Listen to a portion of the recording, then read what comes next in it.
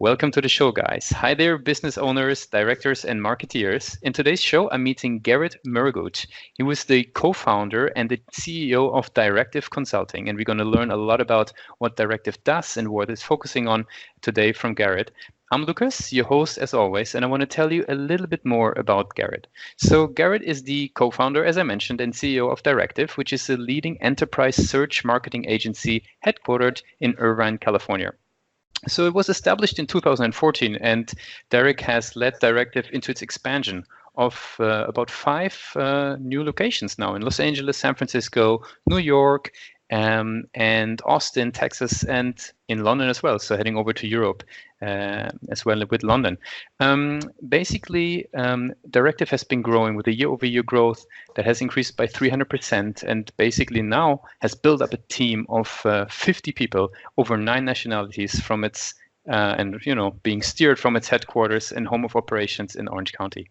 In 2019, Directive ranked in the top 500 of Inc. 5,000 fastest growing companies in the US. So there's a lot of successes that Garrett was already sort of collecting with his team. And definitely one thing that is close to his heart is bridging the gender gap that plagues the marketing technology. So currently, which is very interesting example, 25% of Directive's leadership team is comprised of 25% women, really. Okay, and next to many other things that Garrett has been doing, he's also a thought leader and has been published by Salesforce, Marketing Land, Moz, Marketo, Search Engine, and many, many others. So Garrett, I'm pleased to have you on the show today. Oh, thanks, man. That's one hell of a bio, I guess. So thanks, man. That's long. But no, glad to be here and excited to chat with you and your audience, and yeah, hopefully learn some stuff myself and maybe share some knowledge that I've gathered over the years. But yeah, no, excited to be here. Very good. So tell us about Directive a little bit. What is it all about? Yeah, so Directive, we do search marketing for mid-market and enterprise brands. Mostly just SEO and PPC for maybe anybody listening who's not fully aware of kind of the terminology. But search engine optimization, so helping businesses be found organically, and then paid search, paid social, and other types of advertising to acquire new customers digitally as well. So yeah, we focus mostly in that area with mid-market and enterprise brands. We also do a lot of conversion rate optimization. So getting new people into your business and then converting more people who already know about your business. And by doing both of those, we see some really great growth for our clients. Really good. We're definitely going to chat all about conversion rate optimization. That's been heavily a focus on the last episodes that we were running. So definitely going to chat about that. So could you describe us the people? Who are the people or businesses that would benefit most from your services at the moment? What are the types of clients you work with? Yeah, no, a lot of the clients right now are in software or brands. Like we do stuff with a lot of name, like our household brands you might be aware of. But we also do a lot with mid-market companies that you've never heard about that are really successful. They have great in-house marketing teams, but they need a little support, especially some expertise, analysis, and even execution when it comes to search marketing.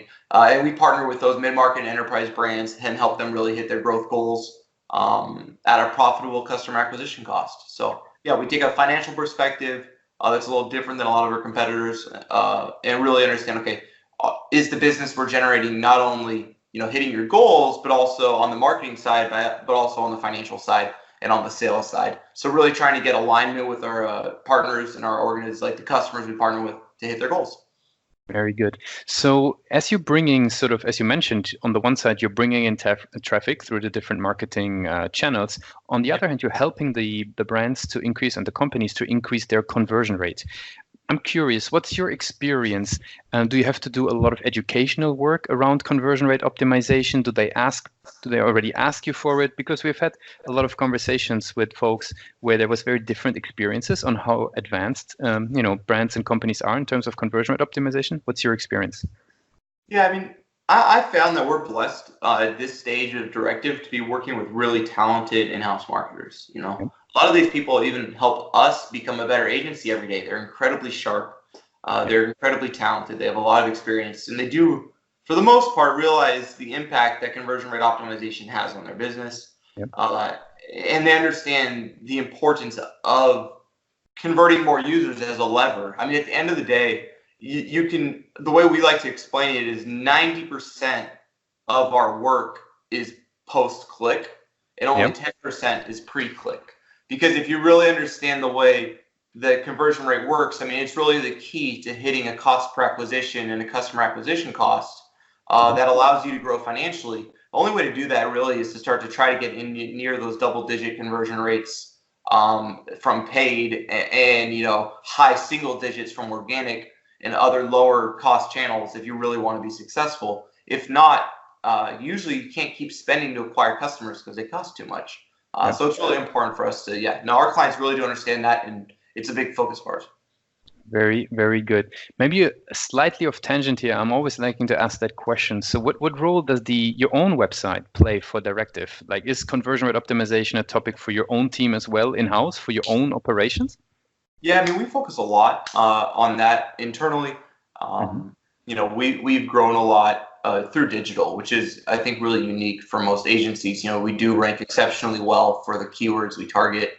We do spend heavily to be positioned on those terms, not only in paid, but also on third-party review sites. So at the bottom of the funnel, our brand is highly discoverable, which is something I preach and try to educate our clients on, is the importance of brand discoverability over website discoverability, and to really make sure that your brand's discoverable in every place that it could be possibly positioned at the bottom of the funnel. And as long as you're part of that buying journey, right, you're what I call one of three tabs. So when people are doing that purchasing research, as long as you're one of those three tabs, you have a good shot at winning the business. As long as you have product market fit, you can be highly competitive if you're discoverable at the bottom of the funnel. Would you mind to break that down a little bit for folks? Like, what would be those three tabs consist of?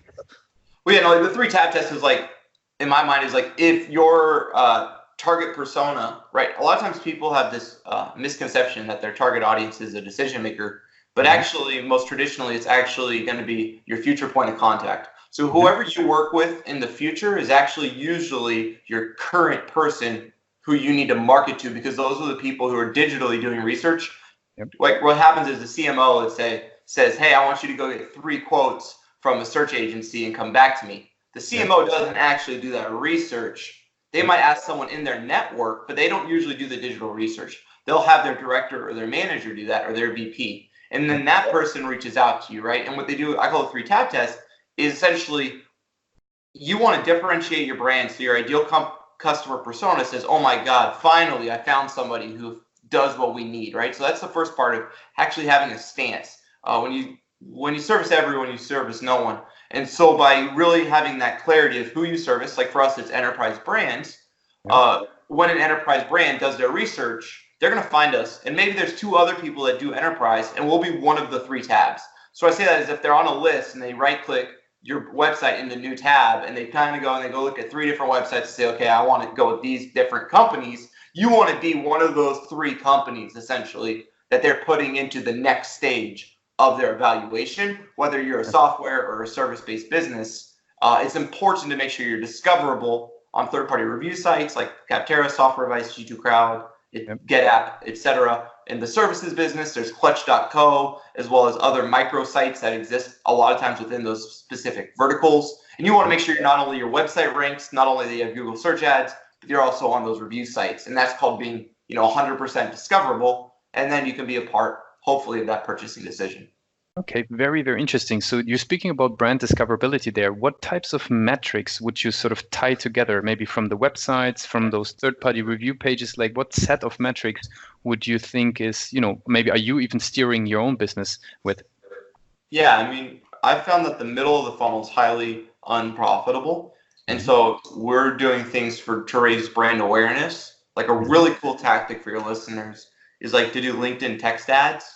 But run them on a CPC model instead of a CPM model. We've tested both.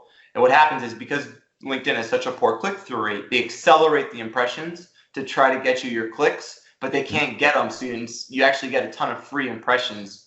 And we have about a cost per impression there of about 45 cents on our exact persona. So we can get millions of impressions for hundreds of dollars.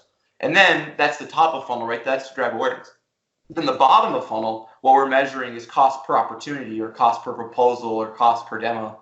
You can do that using Google Click ID. You can also use that using third-party tools like Visible. And then we have a SQL team in-house that we also give to our clients, and that we set up their data pipeline so that they can look at their channels and then evaluate the customer acquisition cost and see if it's landing in a ratio between 3 and 5 from all their different channels. And then we help reallocate spend, and we're really efficient then at acquiring new business for our clients. Really good. That sounds like a really solid structure from top of the funnel down to the very bottom of the funnel. What type of challenges would you see though? Because conversion rate is obviously one key element in all of this. For example, the setup of the demos to determine the cost of an acquisition for a demo. What would be typical challenges maybe that you find with your own teams or the teams that you're working with? What are the typical challenges that you have to fix on websites in order to improve conversion rate optimization? Yeah, one of the big things is psychological friction. A lot of times as marketers, we don't look at it that way and it hurts us. And so what I mean by psychological friction is we oftentimes ask for more information and things that are more valuable to the customer than what we're giving them back in return. Yeah. So in other words, we're asking them to give us all their personal information, their phone number, their email, their title, their first and last name, their company name, to schedule a demo. But the thing is nobody in the world actually likes wasting their time hopping on demos. Really, most of them are just looking for pricing, right? And so what you need to do is understand, okay, what is it that my customer truly wants? And then how can I lower that friction? So one of the most powerful things we found for our software clients, for example, is to change schedule a demo to watch demo video. So just because you don't have a trial doesn't mean you can't offer something. So we still gate that demo video. So we still send the leads through the exact same process, going to the sales development or business development team, then to the account executive. The only difference now is the customer gets to watch a 5-minute demo of your product, and then your SDR calls them. Now they're having an educated conversation to answer specific questions that your prospect has, thus increasing your close rate and then lowering your overall customer acquisition cost. And so these types of things not only boost conversion rates, but also boost close rates. And if you can start to think beyond just the initial conversion to the final conversion, you can be really successful. Really, really good. It actually also starts saving time, right? I mean, really interesting. It's highly effective this way for sure. Very interesting. Probably we'll have to check out some examples that you were supporting in that strategy. Sounds really interesting.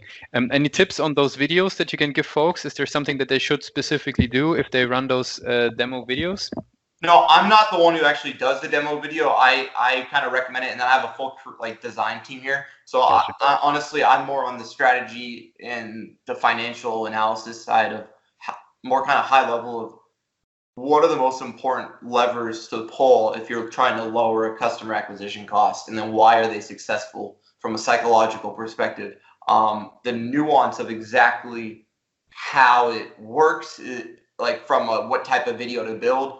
Traditionally, we don't build the videos. We recommend them, and then we test it. And in our split test, we find that we average above a 10% conversion rate for a demo video, while schedule a demo is actually below 5%. And so we can get exponential growth, and then start to scale their advertising by changing the friction associated with the offer. Makes total sense. Makes absolutely sense. Anything else that you learned that sort of you see on pages that you're working with that, sort of like big gaps like this that you're discovering there with the videos? Anything else that you learned that you can share with the with the listenership? No, but I don't spend as much time in the nuance of all the page, but we do have a really beautiful CRO guide on our website that our director of CRO, her name's Olivia Ross. She's incredibly talented. She just published, also if you're in e-commerce, she just published a really nice post on Unbounce walking through this as well. But our CRO guide does actually walk you through a ton of different tactics and approaches on how to do that. And she's definitely more involved in the nuance of like button positioning, directional design, and all those things. Those are things that I'm not as, as much of an expert as much as the psychology of it and the financials of it. That makes total sense. So yeah, then let's maybe switch gears a little bit and talk about maybe you as a business person a little bit, because you've been, building something very impressive there. 5 offices right now across the globe, really. What advice would you give yourself if you would go back and would have to restart Directive? What would be a couple of things that you would give yourself on the way? Yeah, I mean, I think the most important thing is when you're in a consulting business and you're in professional services, nothing is more important than the relationship. I think, as silly as it sounds, we focus too much on the quality of our work and not enough of just doing live working sessions with our customers. And so now, not only do we have a world-class, service and a deliverable and really good reporting and analysis, and just really trying to offer best-in-class services there, we're also really taking the time now to just work with our customers. Like a lot of our enterprise customers, we're in their offices weekly now. A lot of our, mid-market customers are in their office monthly. And that's what's starting to build those relationships and allowing us to align better with them by just being in those kind of conversations that a lot of people don't deem important, but are actually the most important moments when you recognize, oh, that's really what the CMO wants. Oh, that's really the vision of the CEO. Okay, here's how we can better align ourselves. So I think the most important thing in consulting is relationship and alignment. And we sometimes forget that. I think in the pursuit of world-class work, we forget to first pursue world-class relationships, because that creates alignment, which then allows for the world-class work that's you don't deem world-class, but that the customer deems world-class. And so I wish I would have better understood that before. Very good. So how do you sort of execute it in these days? Because I'm assuming you will have clients probably across the country, if not across the globe. How do you manage this type of? Yeah, simple. You just go fly. You let your consultants. We have software that allows our consultants to book their own flights, to expensify, or we're starting to now give them cards so they don't have to front the cash, and allow them to essentially do their jobs really well and empower them with the necessary tools to hop on a plane and build a relationship. So we're focusing more and more on customer marketing and customer service. Sounds really good. Okay, so as we're slowly coming to an end of the conversation, folks that would be interested in working with Directive, could you give me a rough outline, like how would a collaboration with Directive look like? You mentioned, you're visiting in person quite a bit. Anything else that would shape a relationship between Directive and your clients? Yeah, I mean, we've worked with over 100 software clients easily, even within the last year and a half. We've also, we're launching this in the next week. It's a product called Pulse. We have over 16,000 companies, and we've benchmarked every one of their search marketing KPIs. And we're going to be, offering that database free to all of our clients, and then for a fee to visitors. But it's going to allow just a lot better data to understand. Okay, because a lot of times as marketers, we want the moon, but maybe we should start with the stars. And we don't know where we're benchmarked competitively to our industry, how much we're spending compared to our competition, how many keywords we're ranking for, how authoritative we are. And so with our new tool, we can benchmark an entire sub-industry and primary industry and sub-vertical to know exactly what your competition's spending and where they're focused, so then determine our own budgets. So that's one of the things that does separate us. The other thing is, we do weekly updates. We do monthly data analysis. We do quarterly business reviews. We do annual reporting. We're incredibly structured and built, for enterprise organizations and robust in-house teams that want a certain level of excellence from their vendors, and we really embrace that. So, our engagements a lot of times start with a project where we come in, learn your business, set the KPIs, set up the financial tracking to actually understand what a true customer acquisition cost is for you, and then separate your channels, and then start to audit historical spend, reallocate spend, focus you into areas of high opportunity for not only marketing leads, but cash on hand. Yeah. And when you take a whole model like this, there's not a lot of people in search that take this financial approach with as much data as we have. So, we are, I think, pretty unique in that sense. And we're having a lot of fun servicing our customers. So very data-driven, structured approach that you guys. So even on top of it, with your own tool, is that tool going to be externally available, or is that something that is? It's going live hopefully this week, actually. And I'll make sure to send it to you, so maybe you can share with your audience as well. Very cool. But it's very accessible. It's got a free plan where you actually complete free access to all the data, and then a paid plan allows you to build your own custom data sets as well as export into CSV or PDF to do like internal reporting, and that's only $19 a month. So pretty accessible for the marketer who might not be able to get approval but wants to put it on their own card. I didn't want to overcharge them for that information. So no, it's really cool, and we're having a blast doing it. And we're not a scaled up agency. We only have 70 accounts and 50 people. We are built to do excellent search marketing. We're not trying to grow through thousands of accounts or even hundreds of accounts. We have a capacity of 100 accounts. We have an org chart built for that, and that's what we're made to do, is to grow through the quality of our work and the size of our accounts, not the volume of accounts, which is good for in-house teams. And I think the tool that you mentioned will be probably findable through your Directive website, or is that going to be a different domain? Pulse. Yeah, the tool is called Pulse. It'll be on our website hopefully by next week. Very cool.